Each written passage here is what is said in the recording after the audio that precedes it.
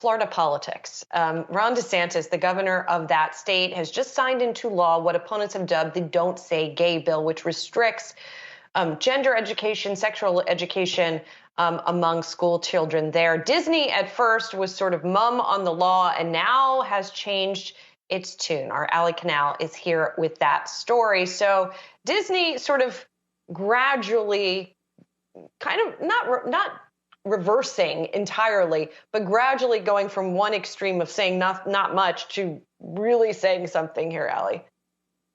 Yeah, Julie, we're in a very different spot than we were earlier this month. Disney having quite the fiery response after Ron DeSantis officially signed this bill into law. They wrote in part, quote, "The Don't Say Gay bill should never have passed and should never have been signed into law. Our goal as a company is for this law to be repealed by the legislature or struck down in the courts, and we remain committed to supporting the national and state organizations working to achieve that." Now, this is a very strong stance, as we were saying, and follows a string of employee stage walkouts in protest of CEO Bob Chapek's handling of the law, which will officially go into effect on July 1.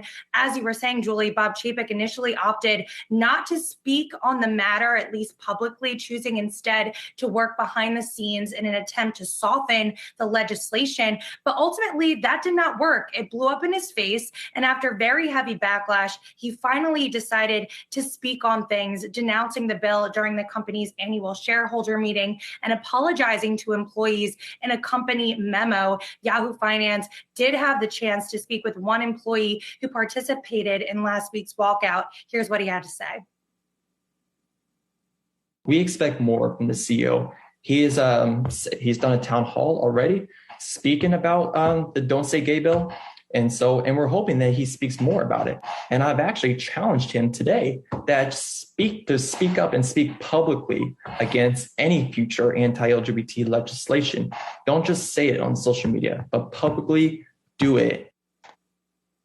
So yesterday's strong public stance, a step in the right direction. Disney has also unveiled a new task force that will, quote, develop action plans to make more LGBT-aware content for children and family. Chapek and other senior leaders also are set to conduct a global listening tour to meet with employees. So as we were saying, really a complete 180 from where we were a month ago.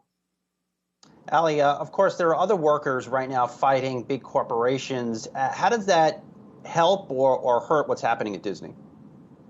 Yeah, there's really a big call to action right now when it comes to corporations having a responsibility that extends beyond their core businesses. We've seen Starbucks workers fighting to unionize. We just got news today that Condé Nast workers also want to unionize. It wasn't that long ago that we saw Netflix employees stage their own public walkouts in response to Dave Chappelle's controversial comedy special. There's been instances at Amazon, Kellogg's. This is really happening all over, and it's creating a ripple effect, I think, throughout all of these companies. I spoke with the president of one of the unions out in California that represents several worker classifications within Disney. He said that members expect Disney to be a good corporate citizen, that workers are now realizing that they have more power than they think, and it's long overdue that they hold these employers accountable. So really, to put it bluntly, we are in the midst of a workers' revolution, and we're seeing the ramifications of that play out in real time.